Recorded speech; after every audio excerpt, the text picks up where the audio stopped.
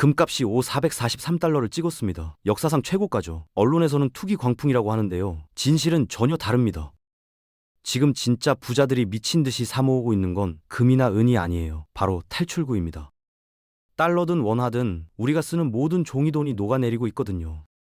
무너지는 배에서 빠져나가려는 겁니다. 그런데 이상한 점이 있어요. 뉴욕에서 77달러 하는 은이 상하이에서는 88달러에 팔립니다. 같은 은인데 10% 넘게 비싸요. 왜 그럴까요? 서양 창고에 쌓여있던 실물들이 지금 동쪽으로 급격히 빠져나가고 있습니다. 이건 단순한 무역이 아니에요. 권력이 이동하고 있다는 신호입니다. 뉴욕과 런던에서 은 1온스가 77달러에 거래되는 동안 상하이에서는 86달러에서 88달러를 줍니다. 같은 금속인데 지역마다 10% 이상 차이가 나는 거예요. 이게 얼마나 비정상적인 상황인지 아시나요? 정상적인 시장이라면 이런 괴리는 몇 시간 안에 사라져야 합니다. 자본은 항상 더 비싼 곳으로 흐르니까요. 그래서 지금 무슨 일이 벌어지고 있냐면요. 서양 창고에 쌓여있던 값싼 은들이 컨테이너에 실려서 중국과 인도로 쏟아져 들어가고 있습니다. 실물의 대이동이 시작된 겁니다. 그런데 핵심은 이겁니다. 상하이가 프리미엄을 준다는 건 서구 금융 시스템이 지난 수십 년간 통제해온 종이 가격의 영향력이 무너지고 있다는 뜻이거든요. 런던이나 뉴욕에서 선물 계약서로 가격을 정하던 시대가 끝나가는 겁니다. 진짜 실물을 가진 쪽이 이제 가격 결정권을 쥐기 시작했어요. 역사를 보면 실물 자산이 서쪽에서 동쪽으로 이동할 때는 단순한 무역이 아니었습니다. 권력의 중심이 옮겨가는 신호였죠. 지금 우리가 목격하고 있는 게 바로 그겁니다. 1920년대 독일 바이마르 공화국 이야기를 해볼게요. 당시 독일 사람들은 성실하게 저축했습니다. 은행에 돈을 맡기고 국채를 샀죠. 그런데 하이퍼인플레이션이 터지면서 어떻게 됐냐면요. 아침에 빵 한 개 사던 돈으로 저녁에는 빵 한 조각도 못 샀습니다. 평생 모은 돈이 하루아침에 휴지 조각이 된 거예요. 그때 살아남은 사람들이 있었습니다. 실물 금을 보유하고 있던 사람들이었죠. 1971년 닉슨 대통령이 금태환을 중단한 이후 50년간 인류는 빚으로 갚는 시스템을 유지해 왔습니다. 정부가 돈이 부족할 때마다 중앙은행이 돈을 찍어내는 부채의 화폐화 시스템이죠. 그런데 이 시스템이 이제 한계에 도달했어요. 지금의 금값과 은값 폭등은 지난 수십 년간 쌓아온 빚에 대한 청구서가 날아온 겁니다. 대중은 여전히 국가와 달러가 건재하다고 믿고 싶어 하지만 데이터는 시스템의 마지막 단계를 가리키고 있습니다. 선물 시장이 어떻게 돌아가는지 쉽게 설명해 드릴게요. 헬스장 주인이 라커룸 열쇠 하나를 11명한테 팔았다고 상상해 보세요. 평소에는 문제 없습니다. 대부분 사람들이 현금으로 결제하고 끝내니까요. 그런데 어느 날 위기가 터져서 11명이 동시에 내 라커룸 열쇠 진짜로 줘 라고 하면 어떻게 될까요? 헬스장 주인은 파산하는 겁니다. 지금 귀금속 선물 시장이 딱 이 꼴입니다. 실물 문 한 온스에 대해 종이 계약서가 11장씩 발행되어 있어요. 완전히 비정상적인 구조죠. 평소에는 투자자들이 현금 차익으로 만족하니까 문제가 안 됩니다. 그런데 위기가 닥쳐서 모두가 실물 배송을 요구하면요. 시스템이 터지는 겁니다. 디폴트가 날 수밖에 없는 구조예요. 지상에 있는 가용 물량 대비 선물 계약 비율을 분석해보면 은이 금보다 훨씬 더 저평가되어 있습니다. 이 괴리는 결국 두 가지 중 하나로 끝납니다. 은 가격의 폭발적 재평가 아니면 종이 시장의 붕괴죠.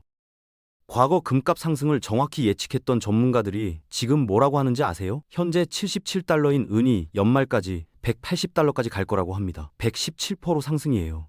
말도 안 된다고요? 역사를 보면 대중이 가격이 너무 비싸다고 비웃을 때가 오히려 진짜 상승의 시작점이었습니다. 은의 가치 상승은 단순한 귀금속으로서가 아니에요. 무너지는 화폐 시스템 속에서 실물 담보로서 재평가되는 과정입니다. 지난 50년간 인위적인 조작과 선물 시장 통제로 억눌려왔던 은 가격의 스프링이 이제 임계점을 넘고 있어요. 최근 헤지펀드들이 은 매수 포지션을 대거 정리하며 2024년 2월 수준으로 돌아갔는데요. 이게 뭘 의미하냐면요. 당시 대폭등 직전의 상황과 똑같다는 겁니다. 과거에도 펀드와 대중이 은이 끝났다며 공매도를 칠 때 가격이 폭발했던 패턴이 지금 그대로 반복되고 있어요. 개인 투자자들이 변동성에 겁먹고 물량을 던질 때 진짜 부자들은 이걸 저가 매수의 기회로 보고 물량을 쓸어 담고 있습니다. 기관과 군중 심리가 한쪽으로 쏠릴 때 정보력을 가진 스마트머니는 조용히 반대편에 섭니다. 이게 시장의 본질이거든요. 지금 개인 투자자들은 뭐라고 하냐면요. 은값 77달러? 너무 비싸. 인제 끝났어. 라고 합니다. SNS 댓글창에 이런 글들이 넘쳐나요. 그런데 같은 시각 진짜 부자들은 뭘 하고 있을까요? 물량을 매집하고 있습니다. 조용히 그리고 꾸준하게요. 30대 김대리가 이제 늦었다며 계좌를 정리할 때 자산가들은 드디어 싸게 할 기회가 왔네 라고 생각하는 겁니다. 같은 시장을 보면서도 완전히 다른 판단을 하죠. 왜 그럴까요? 정보의 질이 다르고 시간축이 다르기 때문입니다. 개인은 내일 당장 수익을 원하지만 기관은 3년 후, 5년 후를 봅니다. 역사적으로 이런 패턴은 계속 반복됐어요. 군중이 공포에 떨 때 소수가 부를 가져갔습니다. 지금이 딱딱 그 순간입니다. 변동성에 흔들릴 것인가 아니면 흐름을 읽을 것인가, 선택은 여러분의 몫입니다. 은은 이제 단순한 장신구용 금속이 아닙니다. 인공지능 데이터 센터와 고성능 반도체 제조의 핵심 재료예요. 미국이 AI를 국가 안보의 핵심으로 선포하면서 은의 중요성이 완전히 달라졌습니다. 최첨단 미사일 유도 장치에도 은이 들어가거든요. 그래서 미국 정부가 뭘 하고 있냐면요, 은을 핵심 광물로 지정하고 국가 비축을 검토하고 있습니다. 가격 불문하고 물량 확보에 나선 거예요. 최대의 공급국인 중국도 마찬가지입니다. 자국 내 수요 부족을 이유로 수출을 강력하게 통제하고 있어요. 자원 안보를 강화하는 겁니다. 이제 시장 경제 논리를 넘어 생존과 안보의 논리가 작동하고 있습니다. 미중 간의 애인 쟁탈전이 벌어지고 있는 거예요. 기업이 필요해서 사는 게 아니라 국가가 전략 자산으로 쌓아두는 겁니다. 이런 상황에서 A은 가격이 어떻게 될까요? 수요와 공급의 법칙은 간단합니다. 공급은 막혀 있고 수요는 폭증하면 가격은 올라갈 수밖에 없습니다. 은의 70%는 전용 광산이 아닌 아연이나 구리를 채굴할 때 나오는 부산물입니다. 이게 무슨 뜻이냐면요, 은 가격이 아무리 폭등해도 즉각적인 생산량 증대가 불가능하다는 겁니다. 구조적인 한계가 있어요. 아연 광산 주인이 은값이 올랐다고 해서 갑자기 채굴량을 2배로 늘릴 수는 없거든요. 전 세계 은 공급은 이미 5년 연속 적자를 기록 중입니다. 광산 생산량은 매년 줄어들고 있어요. 그런데 더 충격적인 건 재고 상황입니다. 상하이 거래소의 은 재고가 지난 6년 동안 90%가 증발했어요. 2025년 이후에도 계속 반토막이 나면서 고갈 직전입니다. 공급은 막혀 있는데 AI 및 신재생 에너지 산업의 수요는 폭증하고 있습니다.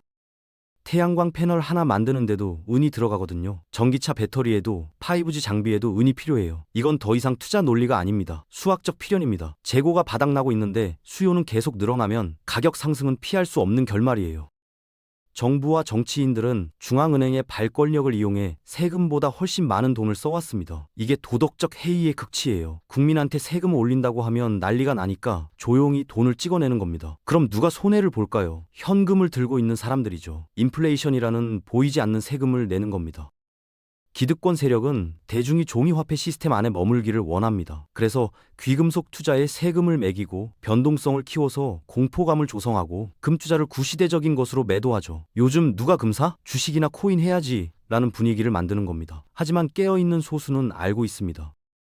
실물 금과 은이 정부의 통제와 감시로부터 개인의 자유를 지키는 유일한 방패라는 걸요. 은행 계좌의 돈은 정부 의지에 따라 동결될 수 있습니다. 실제로 여러 나라에서 일어난 일이에요. 하지만 개인 금고 속의 실물 자산은 누구도 건드릴 수 없습니다. 이게 진짜 자산의 의미입니다. 현금을 금고에 넣어두는 건 안전해 보이지만 인플레이션의 열기가 그 가치를 얼음처럼 녹여버립니다. 부자들은 이걸 알아요. 그래서 녹아내리는 종이돈을 절대 녹지 않는 실물 금으로 바꾸어 구매력을 보존하는 겁니다.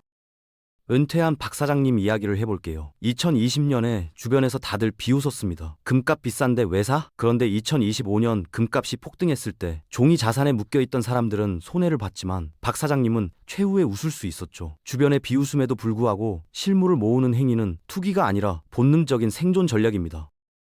부자가 되는 것보다 부자로 남는 것이 더 어렵습니다. 역사적으로 검증된 자산만이 진짜 신뢰를 줄 수 있어요. 1920년대 독일에서도 2008년 금융위기 때도 2020년 팬데믹 때도 살아남은 건 실물을 가진 사람들이었습니다. 패턴은 반복됩니다. 시스템이 흔들릴 때마다 사람들은 종이가 아닌 실물로 도망치거든요.